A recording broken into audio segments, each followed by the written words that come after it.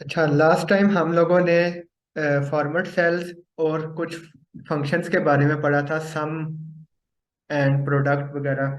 आज हम उधर से ही कंटिन्यू करते हैं। तो आज जो चीज़ें हम लोग स्टडी करेंगे उसमें सबसे पहले आ जाता है डेट एंड टाइम से रिलेटेड जो फंक्शंस हैं वो कौन कौन से होते हैं। उसके बाद टेक्स्ट से रिलेटेड कौन कौन से फंक्शंस होते हैं।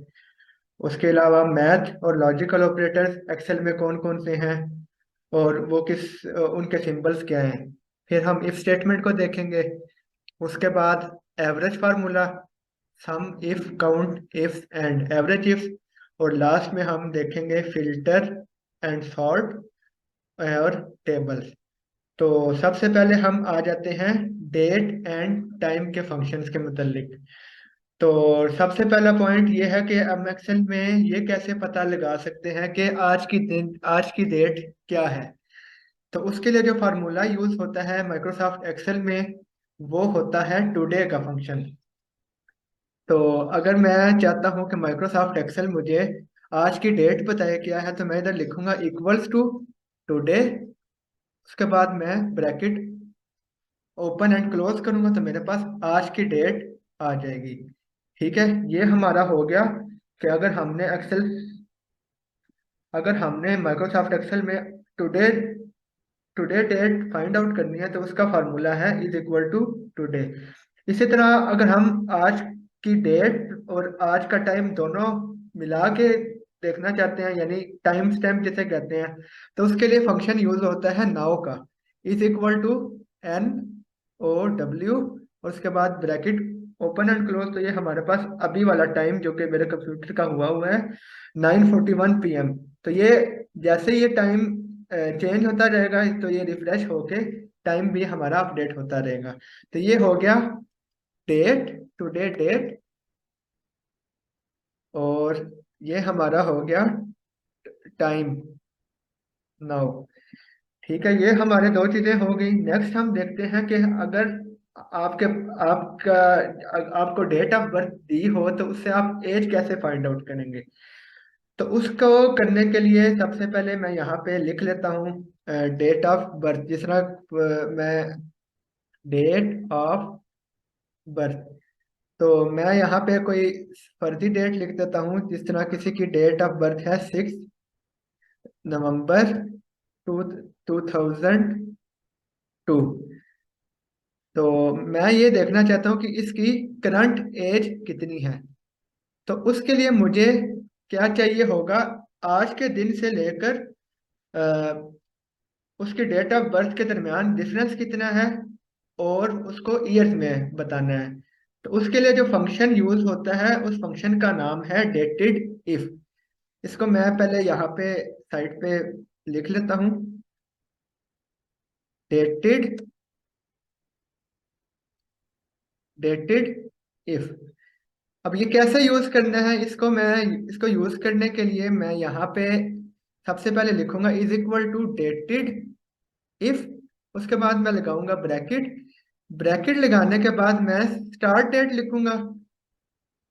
ठीक है, और उसके बाद मैं आज का डेट लिखूंगा यानी इज इक्वल टू टुडे।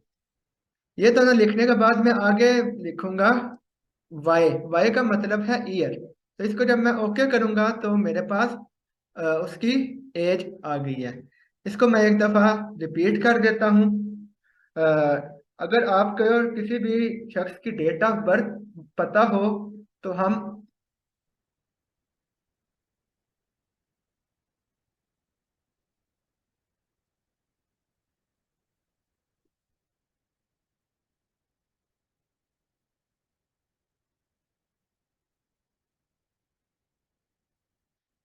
अच्छा, तो डेटेड इफ फंक्शन से हम उसकी डेटा एज निकाल सकते हैं ईयर में। इसके अलावा अगर हम चाहते हैं कि उसके मंथ्स भी पता चल जाए तो वो कैसे पता चलेंगे। पहले मैं ईयर वाला फार्मूला रिपीट कर देता हूँ, is equal to dated if. उसके बाद मैं ब्रैकेट ओपन करूंगा। उसके बाद मैं उसकी डेट ऑफ बर्थ लिखूंगा। डेट ऑफ बर्थ लिखने के बाद मैं आज की डेट लिखूंगा और ब्रैकेट ऑफ क्लोज करूंगा। और उसके बाद मैं कॉमा लगा के यहाँ पे वाई लिखूंगा तो हमारे पास उसके डेट ऑफ बर्थ से आज के दिन तक जितने ईयर्स बन रहे हैं वो बता देगा। ठीक है, इसी तरह अगर मैं चाहता हूँ कि ईयर्स के साथ, ईयर्स के अलावा मुझे मंथ्स भी बताए, तो मैं क्या करूंगा, यहाँ पे जहाँ पे मैंने वाई लिखा है, वाई की जगह मैं एम करूंगा, सॉरी, वाई की जगह मैं यहाँ पे एम करूंगा, तो मेरे पास टोटल मंथ्स भी आ जाएंगे। इसी तरह अगर मैं एम की जगह डी करूंगा तो उसके टोटल डेज आ जाएंगे। तो टोटल डेज निकालने के लिए आप सिंपल उन दोनों डेट्स को माइनस भी कर सकते हैं, लेकिन अगर आपने ईयर्स निकालने हैं दोनों डेट्स के डिफरेंस, यानी उसकी एज फाइंड करनी है, तो उसके लिए ये वाला फार्मूला ज्यादा बेहतर है। यानी मैं यहाँ से इसको is equal to dated if उसकी डेट ऑफ बर्थ, उसके बाद आज की डेट, और उसके बाद मैंने कॉलम्स में इन्वर्टेड कॉमर्स में वाई लिखा तो उसके एज आ गई है। ठीक है, ये हमारा हो गया। किसी भी पर्सन की अगर आपने एज कैलकुलेट करनी है उसके डेट ऑफ बर्थ की बेस पे, तो वो आप इस तरह फाइंड आउट कर सकते हैं। और भी इसके बहुत से तरीके हो सकते हैं, लेकिन उसमें से ये एक तरीका बहुत कन्वीनियंट था, तो इसलिए मैंने आपसे ये शेयर किया है। अच्छा, नेक्स्ट आ जाते हैं टाइम डिफरेंस और टाइम का सम। ये दोनों चीजें हमने देखनी है। तो जिस तरह अगर मैं यहाँ पे लिखता हूँ स्टार्ट टाइम, और यहाँ पे मैं लिखता हूँ एंड टाइम, और यहाँ पे मैं इसका डिफरेंस देखना चाहता हूँ, तो ये तो सिंपल आप इसको माइनस करके कर सकते हैं। जिस तरह मैं यहाँ पे 7 0 लिखता हूँ और यहाँ पे मैं लिखता हूँ 7:45, मैं तो इसका डिफरेंस कितना बन जाएगा, इन दोनों को हमने सिंपल इक्वल टू लिख के एंड वाला टाइम का रेफरेंस यानी D12 माइनस स्टार्ट टाइम, तो ये मेरे पास उसने बता दिया कि इन दोनों टाइम्स के दरमियान डिफरेंस है 45 मिनट्स का। ठीक है, ये तो डिफरेंस का तो फार्मूला सिंपल है। इसी तरह सम का भी सम भी हम सिंपल इनको प्लस करके कर सकते हैं, लेकिन जब हमारा सम 24 आवर से ज्यादा हो जाए फिर हम क्या करेंगे। इस तरह अगर मैं यहाँ पे दो ड्यूरेशन लिखता हूँ, एक ड्यूरेशन है, एक टाइम है 7:15 यानी 7 आवर्स एंड 15 मिनट्स, और दूसरा टाइम है मेरे पास 20 आवर्स और क्या कहते हैं 35 मिनट्स। मैं इन दोनों ड्यूरेशंस को ऐड करना चाहता हूँ कि टोटल मेरे पास टाइम कितना आ गया है। तो वो मेरे पास अगर मैं सिंपल इनको प्लस करूंगा इस तरह, अगर मैं इन दोनों को प्लस करूंगा तो वो मुझे इस वाले फॉर्मेट में बता रहे हैं। बेसिकली उसने किया उसका सम ही है, लेकिन वो 24 आवर्स के बाद 3 आवर्स उसने यानी 24 आवर्स के बाद वो साइकिल उसने रिपीट कर दी, यानी 0 से स्टार्ट कर दिया, इसलिए 3 × 3 आवर्स 50 मिनट्स बन रहा है। लेकिन ये हमें सम नहीं चाहिए, हमें तो इसका सम चाहिए टोटल जो जितना बना है 27 मिनट, 27 आवर्स और 50 मिनट्स। तो उसके लिए हम क्या करेंगे, इसी वाले सेल में जाके यहाँ से हम करेंगे राइट क्लिक। राइट क्लिक करने के बाद जब मैं यहाँ पे जाऊँगा फॉर्मेट सेल्स में, तो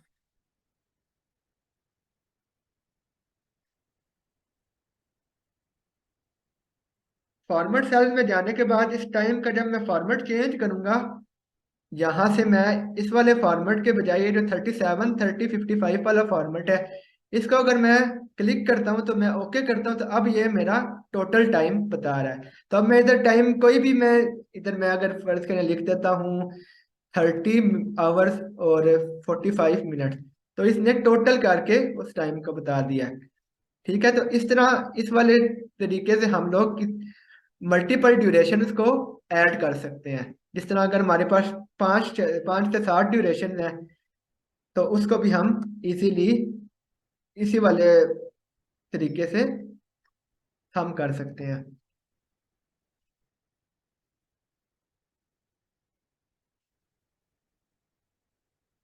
जिस तरह ये मेरे पास 5 ड्यूरेशंस आ रही हैं, तो इन सब का जो सम बनेगा वो मैं कैसे कैलकुलेट करूंगा, इज इक्वल टू सम, और उसके बाद मैंने उधर जाके फॉर्मेट सेल्स में जाने के बाद ये वाला फॉर्मेट मैंने सेलेक्ट करना, तो इसने टोटल मैंने बता दिया कि ये इन दोनों सब का सम 31 आवर्स एंड 5 मिनट्स बन रहा है। ठीक है, इसमें अगर हम सेकंड भी ऐड करें तो वो भी हम लोग कर सकते हैं। जिस तरह मैंने यहाँ पे 45 सेकंड ऐड किए हैं, जिस तरह कल मैंने आपको टाइम का फॉर्मेट लिखना बताया था। तो अब मैं अगर इनमें सेकंड भी ऐड करूं तो वो सेकंड्स को भी अलग से प्लस करेगा। ठीक है, अभी तीनों तीनों टाइम्स को ऐड करके उसने जो उसका टोटल बताया है वो है 31 minutes 45 31 hours 5 minutes and 45 seconds. तो इस तरह हम लोग मल्टीपल टाइम ड्यूरेशंस को ऐड कर सकते हैं। नेक्स्ट आ जाते हैं वीक डेज पे। ठीक है, उसके बाद डेज ऑफ ईयर, और उसके बाद किसी भी स्पेसिफिक डेट से हम अगर मंथ ईयर और डे निकालना चाहते हैं तो वो कैसे निकलेगा। तो सबसे पहले हम देख लेते हैं कि अगर दो दो डेट्स हैं उनके दरमियान हम वीक डेज फाइंड करना चाहते हैं। तो वो भी हम, यानी यहाँ पे अगर मैं डेट 1 लिखता हूँ 6 फरवरी, और डेट 2 लिखता हूँ 5 अगस्त। ठीक है, अब मैं ये चाहता हूँ कि इन दोनों के दरमियान कितने वीक डेज हैं वो फाइंड करने हैं। वीक डेज फाइंड करने के लिए अगर तो मैं इनको सिंपल माइनस करूंगा, यानी पहले बाद वाली डेट माइनस फर्स्ट वाली डेट, तो उसने टोटल 180 बता दी है। लेकिन इसमें हमें एक और चीज भी अगर हम लोग कर सकते हैं, वो ये कि हम अगर चाहें तो इसमें वीकेंड एक्सक्लूड भी कर सकते हैं। तो उसको एक्सक्लूड करने के लिए जो हमारे पास फार्मूला यूज होता है वो होता है यहाँ पे ये वाला फार्मूला यूज यूज होता है वीक डेज का,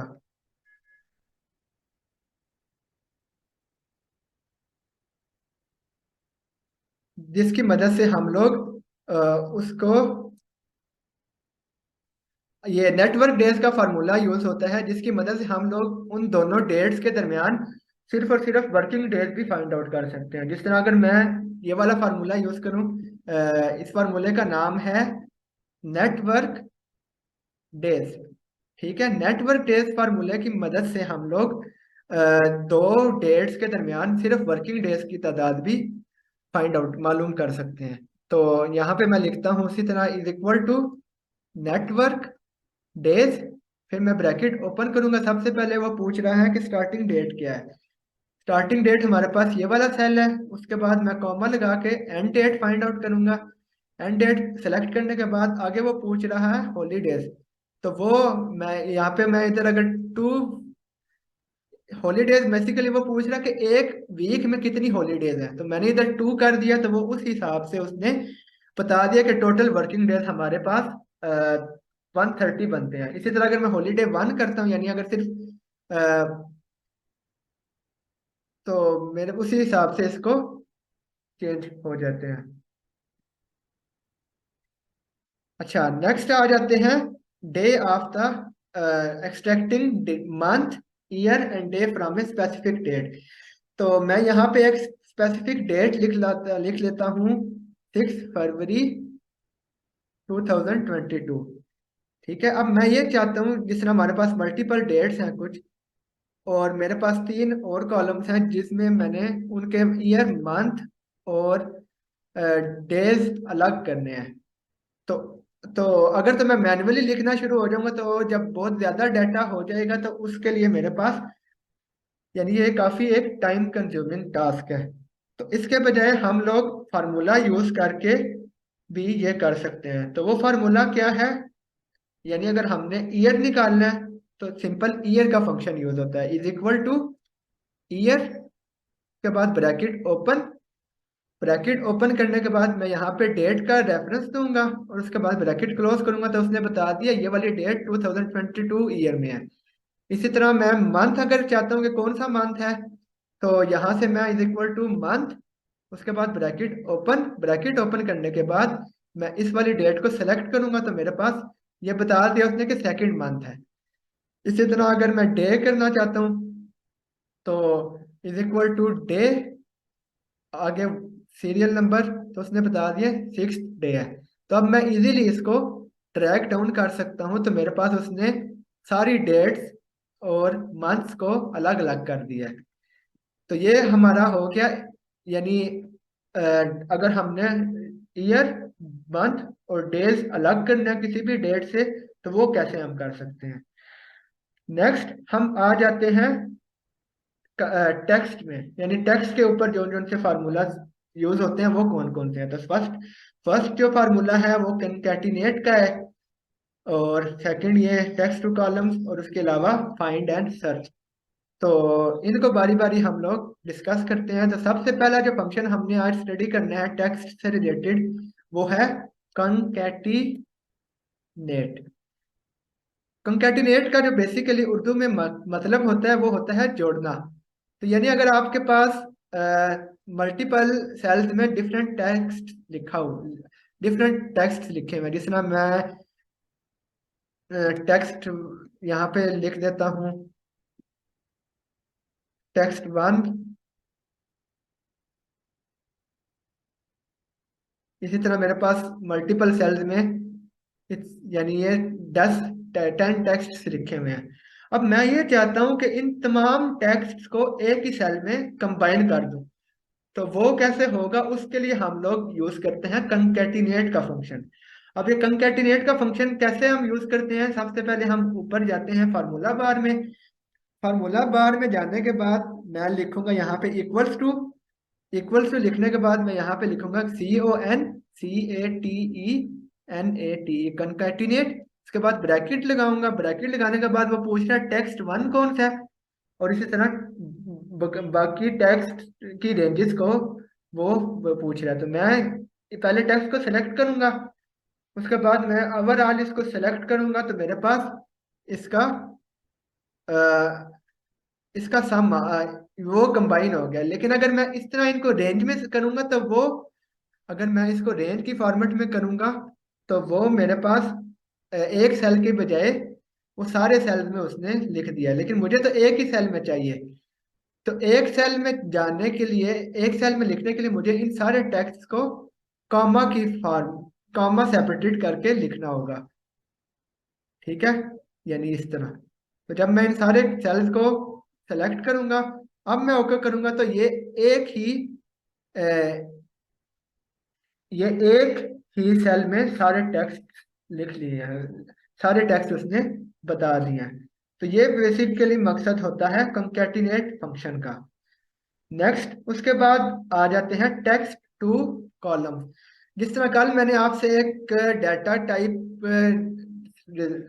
आपको शो की थी, जिस तरह एक ही सेल में चार चीजें उसने दी हुई हैं, जिस तरह Ali, comma 7, comma 8, comma city, अगर, और इसके बाद मैं यहाँ पे लिख देता हूँ, इस तरह का डेटा था।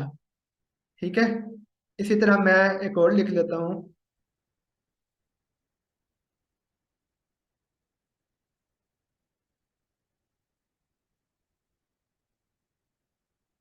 ठीक है, ये हमारे पास एक ही टेक्स्ट के अंदर एक ही सेल के अंदर तमाम टेक्स्ट लिखा हुआ है।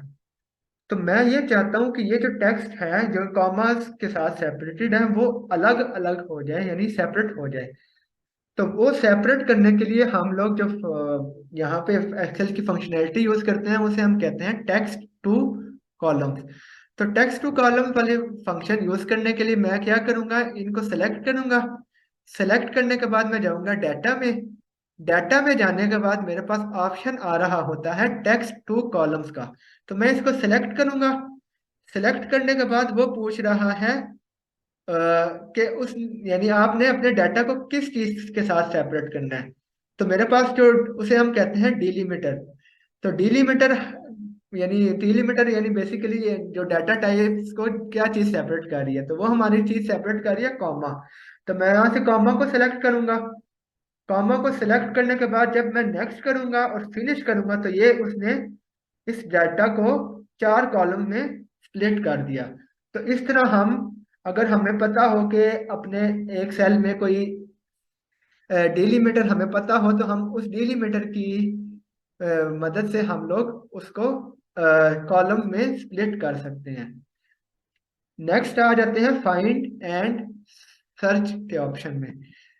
तो वो हम यहाँ से देखते हैं, वो हमारे पास होता है। अगर हम होम टैब में जाएं, और यहाँ पे मैं कुछ डाटा लिख देता हूँ।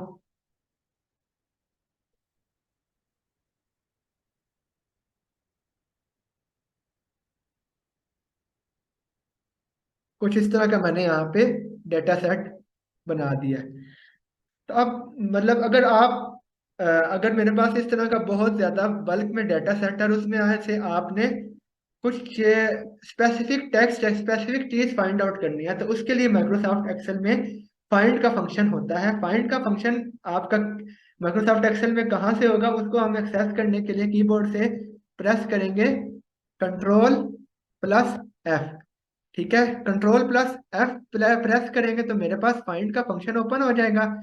अब यहाँ पे मैं अगर मैं सिलेक्ट जो यहाँ पे मैं सर्च करना चाहता हूँ कि इस टेक्स्ट में एन कहाँ यानी कहाँ का यूज हुआ है, तो मैं यहाँ पे एन सेलेक्ट करूंगा और यहाँ पे फाइंड ऑल करूंगा तो ये उसने बता दिया कि एन इन इन सेल्स में यूज हुआ है। इसी तरह अगर मैं यहाँ से इसको ये पूछना चाहता हूँ इससे कि ए बी सी किधर किधर यूज हुआ है, तो उधर मैं फाइंड ऑल करूंगा तो उसने बता दिया कि ये सेल A10 में यूज हुआ है।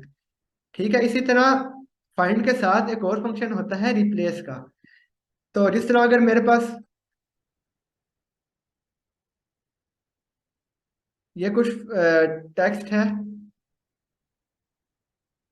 इस तरह का मेरे पास कुछ डाटा सेट है। ठीक है, अब मुझे बाद में एहसास ये मतलब बाद में ये चीज रियलाइज हुई कि मेरा जो कोई स्पेसिफिक टेक्स्ट है या कोई स्पेसिफिक चीज है वो उसको हमने बल्क में रिप्लेस करना है। मैं ये चाहता हूँ कि जहां जहां टेक्स्ट है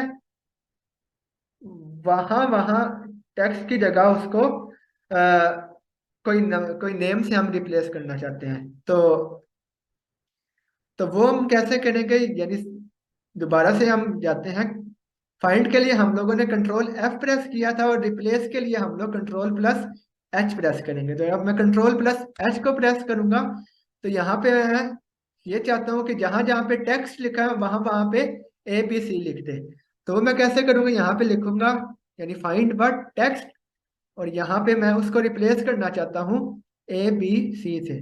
तो मैं जब इसको रिप्लेस ऑल करूंगा तो उसने जहां जहां पे टेक्स्ट लिखा हुआ था वहां वहां उसको ए बी सी से रिप्लेस कर दिया। इसी तरह मैं ये चाहता हूँ कि जहां जहां पे उस्मान लिखा हुआ है उसको मैं डी ई एफ से रिप्लेस कर दूं।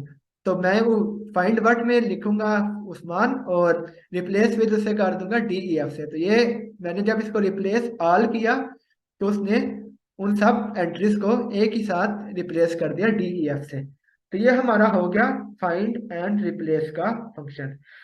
इसके अलावा अगर आपको ये टॉप राइट कॉर्नर पे फाइंड एंड सेलेक्ट का ऑप्शन नजर आ रहा हो तो ये भी इसका भी काफी इम्पोर्टेंस है। इसको अगर हम यहाँ से जाएं फाइंड एंड सेलेक्ट में जाके अगर हम गो टू स्पेशल में जाएं तो हम लोग कोई स्पेसिफिक चीज भी यहाँ से फाइंड कर सकते हैं। यानी अगर हम चाहते हैं कि जो हमारे डाटा सेट में जो ब्लैंक एलिमेंट है वो सिर्फ हमें सेलेक्ट करके दे दे, तो वो कैसे होगा। मैं यहाँ से जाऊंगा फाइंड एंड सेलेक्ट में। फाइंड एंड सेलेक्ट में जाने के बाद मैं यहाँ से जाऊंगा गो टू स्पेशल और गो टू स्पेशल में जाने के बाद यहाँ से मैं ब्लैंक्स को सिलेक्ट करूंगा तो उसने तमाम ब्लैंक सेल्स को सिलेक्ट कर दिया जो हमारे करंट डाटा सेट में थे। इसी तरह अगर मेरे पास कुछ जगह पे नंबर्स लिखे हुए हैं इस तरह, अब मुझे ये फाइंड आउट करना है कि कौन कौन से सेल्स हैं जिसमें नंबर्स प्रेजेंट हैं, तो उनको सिर्फ हमने सेलेक्ट करना है। तो वो हम कैसे सेलेक्ट करेंगे, इसी तरह हम जाएंगे फाइंड एंड सेलेक्ट में। फाइंड एंड सेलेक्ट में जाने के बाद यहाँ से मैं सेलेक्ट करूंगा गो टू स्पेशल और यहाँ से मैं इधर से सेलेक्ट कर दूंगा कॉन्स्टेंट्स में। और कॉन्स्टेंट्स में मैं सिर्फ और सिर्फ नंबर्स को चेक रहने दूंगा। तो जब मैं इसको ओके करूंगा तो उसने तमाम नंबर्स को सिर्फ सेलेक्ट कर दिया। इसी तरह अगर मैं ये चाहता हूँ कि जो वो वाले सेल सिर्फ सिलेक्ट करें जिसमें कोई फार्मूला लिखा हुआ है, जिस तरह मैं यहाँ पे कुछ फार्मूलाज यहाँ पे मैं लिख देता हूँ।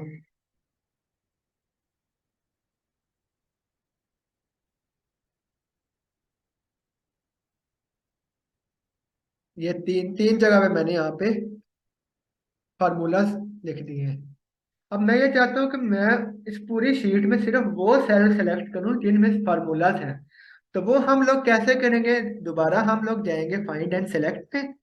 फाइंड एंड सेलेक्ट में जाने के बाद फार्मूलाज को सिलेक्ट करेंगे। तो ये उसने सिर्फ और सिर्फ फार्मूलाज को सेलेक्ट कर दिया।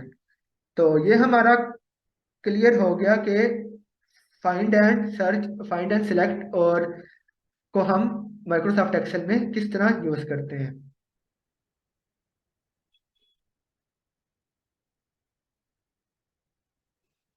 अच्छा, नेक्स्ट हम देख लेते हैं माइक्रोसॉफ्ट एक्सेल में डिफरेंट मैथ और लॉजिकल ऑपरेटर्स के सिंबल्स के हैं। सबसे पहले हम लोग देखते हैं मैथ के ऑपरेटर्स।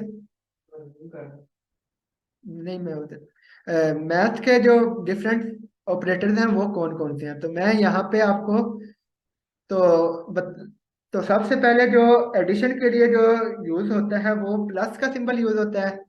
उसके बाद सब्ट्रैक्शन के लिए माइनस का, और मल्टीप्लिकेशन के लिए यहाँ पे स्टार का सिंबल यूज होता है, जो कि हम शिफ्ट 8 से वो प्रेस करें कीबोर्ड से तो वो सिंबल यूज होता है। तो इसी तरह डिवाइड करने के लिए हमारे पास स्लैश यूज होती है।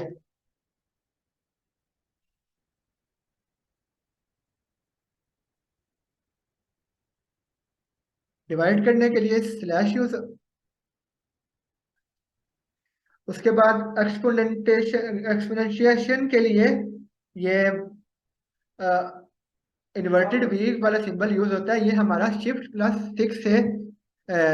6 से ये आता है। तो ये एक्सपोनेंट का क्या मतलब होता है? अगर हम ये चाहते हैं कि जिस तरह कोई भी नंबर है उसको हम क्या उसके अगर हम पावर देना चाहते हैं, यानी 6 की पावर 3 या 6 की पावर 5, यानी उनको 5 टाइम्स मल्टीप्लाई करना चाहते हैं, तो उसके लिए हम लोग यूज करते हैं एक्सपोनेंट। तो जिस तरह अगर मैं ये चाहता हूँ 6 की पावर 5 फाइंड करने, तो उसके लिए मैं क्या करूंगा, इक्वल्स टू 6। उसके बाद मैं ये वाला सिंबल लगाऊंगा। उसके बाद मैं अगर 5 लिखूंगा तो ये 6 को उसने 5 टाइम्स मल्टीप्लाई कर दिया है। यानी इसका ये मतलब है 6 × 6। तो ये बेसिकली मकसद होता है एक्सपोनेंट का।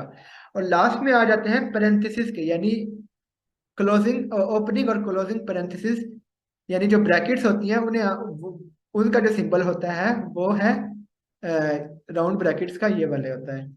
नेक्स्ट हम आ जाते हैं माइक्रोसॉफ्ट एक्सेल में लॉजिकल ऑपरेटर्स कौन कौन से होते हैं। तो लॉजिकल ऑपरेटर्स में सबसे पहले आ जाता है इक्वल्स टू। वो तो सबको आइडिया है, इक्वल्स टू का सिंबल। उसके बाद नॉट इक्वल टू के लिए जो सिंबल यूज होता है वो होता है ये वाला। यानी इसको हम कैसे लिखते हैं? पहले लेस देन का साइन, फिर ग्रेटर देन का साइन। तो ये हमारा नॉट इक्वल टू का सिंबल होता है। इसी तरह ग्रेटर देन और लेस देन और ग्रेटर देन और इक्वल टू को कहीं पे अगर आपने यूज करना है तो ग्रेटर देन और इक्वल टू को एक साथ लिखेंगे। इसी तरह लेस देन और इक्वल टू। तो ये जो फार्मूलाज हैं, ये जो ऑपरेटर्स हैं, इनके सिंबल हम हमारे यूज होंगे जब हम लोग इफ स्टेटमेंट्स और दूसरी कंडीशन जब हम अपने फार्मूलाज में यूज करेंगे तो वहां पे ये सिंबल काफी इंपॉर्टेंट होंगे। तो इसलिए ये ऑपरेटर्स के सिंबल्स हमने यूज करने होते हैं। तो हम लोग डिस्कस कर रहे थे इफ स्टेटमेंट के बारे में। तो इफ स्टेटमेंट का बेसिक मकसद क्या है कि अगर आपके पास मुख्तलिफ कंडीशंस हों और उन कंडीशंस की बेस पे आप लोगों ने चीज़ें प्रिंट करानी हो, तो उसके लिए हम लोग इफ कंडीशन को यूज़ कर सकते हैं। जैसे मैं एक और आपको एग्जांपल देता हूँ। यहाँ पे अगर मैं यहाँ पे लिखूँ,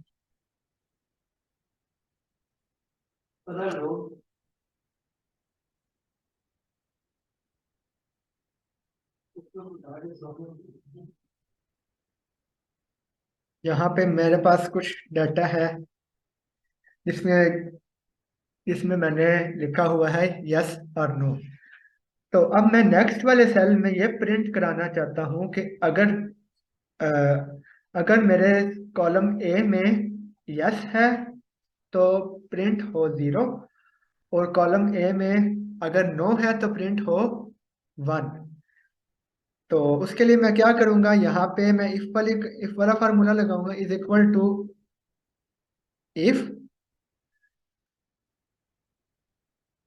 इफ लिखने के बाद मैं लिखूंगा A2 is equal to yes. उसके बाद मैं लिखूंगा 0। उसके बाद मैं, अगर यस नहीं है तो प्रिंट होना चाहिए 1। तो ये मैं लिखने के बाद मैं इसको ओके करूंगा। तो जहां जहां पे यस होगा वहां वहां पे वो 0 प्रिंट करेगा, और जहां जहां पे यस नहीं होगा वहां वहां पे वो प्रिंट करेगा 1। तो ये हमारा बेसिक कॉन्सेप्ट हो गया इफ स्टेटमेंट का। तो इफ स्टेटमेंट्स कंबाइंड करके भी यूज की जा सकती हैं, जिन्हें हम नेस्टेड इफ स्टेटमेंट्स कहते हैं। वो हम नेक्स्ट लेक्चर में जब प्रॉब्लम सॉल्व कर रहे होंगे तो वहां पे आपको बताएंगे। तो नेक्स्ट हम आ जाते हैं एवरेज पे। यानी अगर हमारे पास कुछ स्कोर्स हों और हमें हमें ये बताना हो कि इन स्कोर्स की एवरेज क्या है, तो उस एवरेज को फाइंड आउट करने के लिए जो फंक्शन फॉर्मूला यूज होता है उसे हम कहते हैं इज इक्वल टू एवरेज। तो मैं अगर इनकी एवरेज लिखना चाहता हूं तो इज इक्वल टू एवरेज, और उसके बाद मैं इन सारे नंबर्स को सिलेक्ट करूंगा। सिलेक्ट करने के बाद मैं ओके करूंगा तो मेरे पास इसकी एवरेज आ गई 5.71। तो अब मैं ये चाहता हूँ कि ये जो 5.71 है इसके डेसिमल प्लेसेस कम हो जाए। तो उसके लिए मैं क्या करूंगा, ये हमारे पास अगर नंबर वाले कैटेगरी में जाके मेरे पास दो ऑप्शन आ रहे होते हैं, इंक्रीज डेसिमल और डिक्रीज डेसिमल का। तो अगर मैं इसको डिक्रीज डेसिमल करूंगा तो ये मेरे पास ये राउंड ऑफ हो जाएगा जितने डेसिमल प्लेसेस तक हमें चाहिए। तो अगर मुझे 2 डेसिमल प्लेसेस तक चाहिए तो मैं इसको एक दफा इंक्रीज कर दूंगा दोबारा से, तो ये 5.71 इसकी एवरेज आ गई। तो ये हो गया एवरेज का फार्मूला। ठीक है। उसके बाद नेक्स्ट आ जाते हैं sum if, average if and average if. तो उसके लिए मैं पहले आपको डाटा सेट दिखा दूं। इस डाटा सेट में मुख्तलिफ नाम है और नामों के साथ उनके स्कोर्स लिखे हुए हैं। अब मेरी,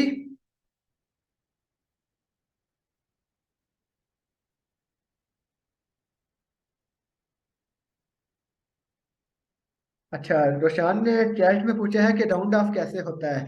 तो मैं दोबारा से इसको ले जाता हूँ, यानी अनडू करता हूँ। तो ये हमारे पास एवरेज की वैल्यू आ रही थी। अब मैं इसको चाह रहा हूँ कि 2 डेसिमल प्लेसेस तक राउंड ऑफ हो जाए। तो मैं इस वाले सेल को सेलेक्ट करूंगा, और सेलेक्ट करने के बाद मैं यहाँ पे जाऊंगा। ये हमारे पास दो ऑप्शन आ रहे होते हैं, इंक्रीज डेसिमल का और डिक्रीज डेसिमल का। तो मुझे इसको राउंड ऑफ करना है 2 डेसिमल प्लेसेस तक। तो मैं इसको मैन्युअली कर दूंगा जब तक ये 2 डेसिमल प्लेसेस के बराबर नहीं हो जाता।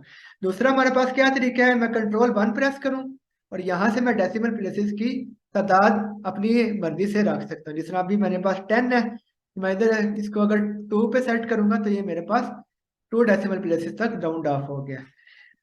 अच्छा, नेक्स्ट हम आ जाते हैं। ये मेरे पास डाटा सेट है, जिस डाटा सेट में मुख्तलिफ नाम है और उनके स्कोर मेरे पास गिवन है। अब मैं ये चाहता हूँ कि किसी एक पर्टिकुलर पर्सन के टोटल स्कोर्स का सम कितना बन रहा है।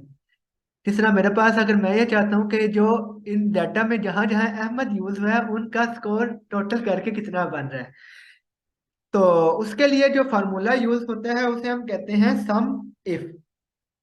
ये फार्मूला का नाम है सम इफ।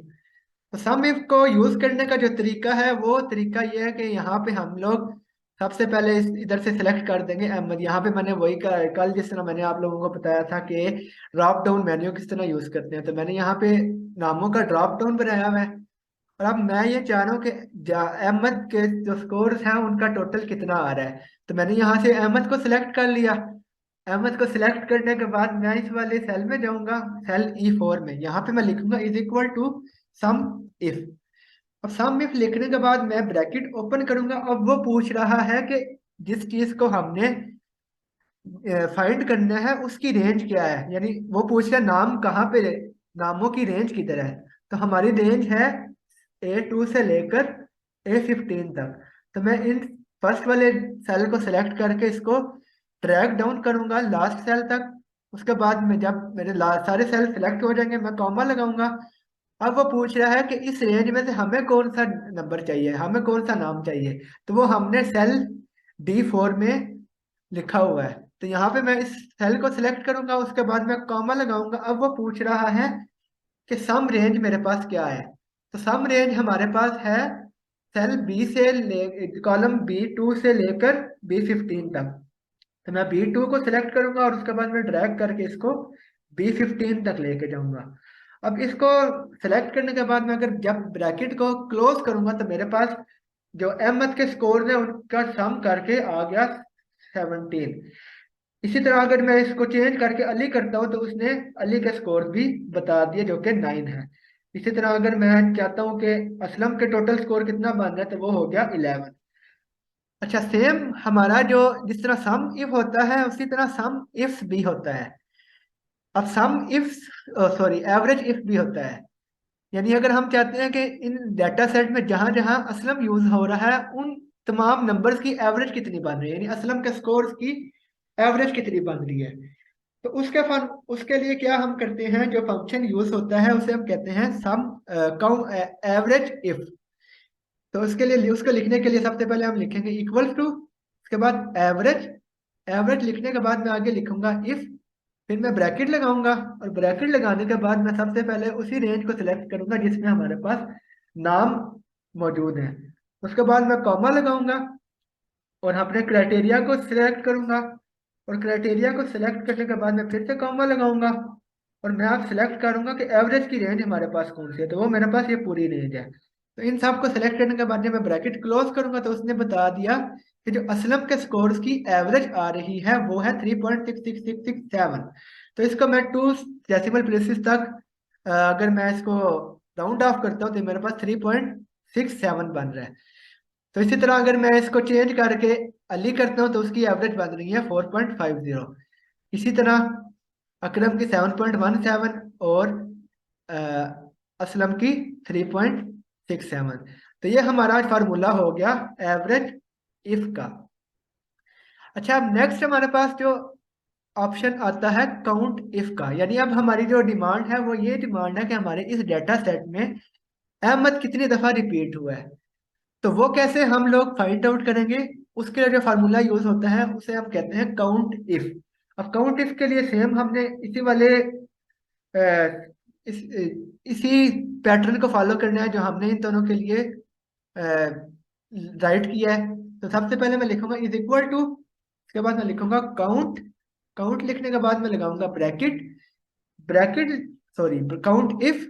काउंट इफ लगाने के बाद मैं लगाऊंगा ब्रैकेट। ब्रैकेट लगाने के बाद मैं लिखूंगा रेंज। अब रेंज हमने नामों की रेंज सिलेक्ट करनी है। फिर मैं लगाऊंगा कॉमा और मैं यहाँ से इस नाम को सिलेक्ट करूंगा। तो जब मैं इस नाम को सिलेक्ट करके ओके करूंगा तो उसने बता दिया कि अहमद 3 टाइम्स रिपीट हुआ है। इसी तरह अगर मैं अकरम को सिलेक्ट करूंगा तो उसने बता दिया कि हमारे डाटा सेट में अकरम 6 टाइम्स रिपीट हुआ है। इसी तरह अगर मैं इसको चेंज करके असलम करता हूँ तो वो उसने बता दिया कि 3 टाइम्स असलम जो नाम है वो रिपीट हुआ है। तो ये हमारा फंक्शन हो गया काउंट इफ का। ठीक है, इसी से आगे होते हैं सम इफ्स, एवरेज इफ्स और काउंट इफ्स। वो हम लोग जो प्रॉब्लम सॉल्व करते हुए उनको यूज करेंगे जब इसमें मल्टीपल कंडीशन आ रही होंगी। अभी मैंने आपको इस एक सिंगल कंडीशन के साथ सम इफ, काउंट इफ और एवरेज इफ का बता दिया। नेक्स्ट हम आ जाते हैं फिल्टर एंड सॉर्ट। तो अब फिल्टर सबसे पहले हम देख लेते हैं। तो फिल्टर का मकसद मतलब ये होता है कि अगर हमारे पास ये डाटा है, अब हम ये करना चाहते हैं कि इस डाटा सेट में सिर्फ वो वाले नंबर सिलेक्ट हों जिसका नाम अली हो। तो वो कैसे हम करेंगे, हम इस रेंज को सिलेक्ट करेंगे। इस रेंज को सिलेक्ट करने के बाद यहाँ पे राइट साइड पे ऑप्शन आ रहा होता है सॉर्ट एंड फिल्टर का। यहाँ से मैं फिल्टर ऑप्शन को सिलेक्ट कर लूंगा जिसकी शॉर्ट की है Ctrl+Shift+L।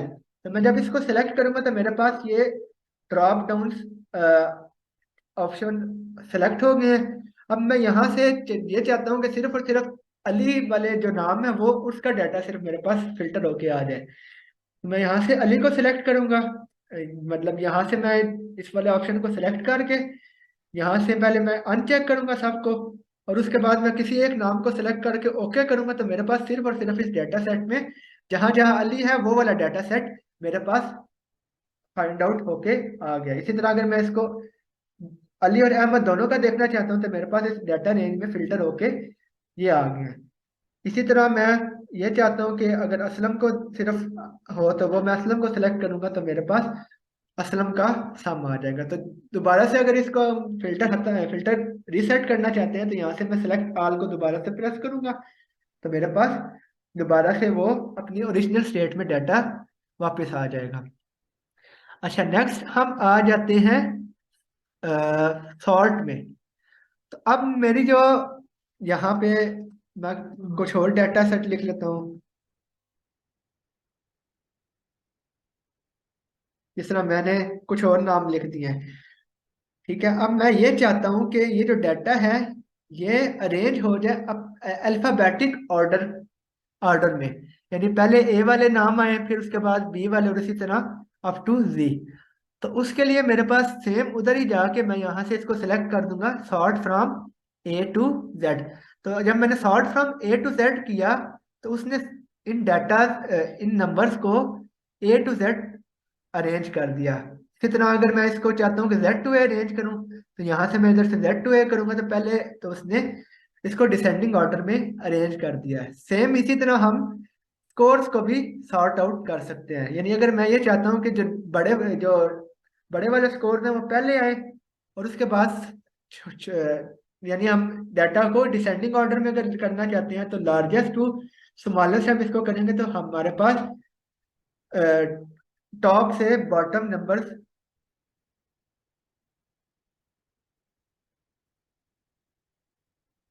टॉप से बॉटम नंबर्स की तरफ ये सॉर्ट आउट हो जाएगा।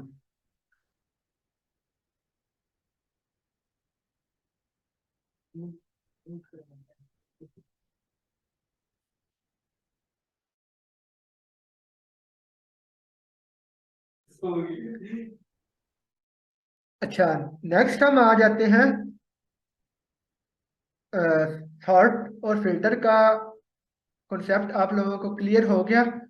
अगर इसमें आप लोगों का कोई क्वेश्चन है या कोई भी कंफ्यूजन है तो आप लोग चैट पे पूछ सकते हैं।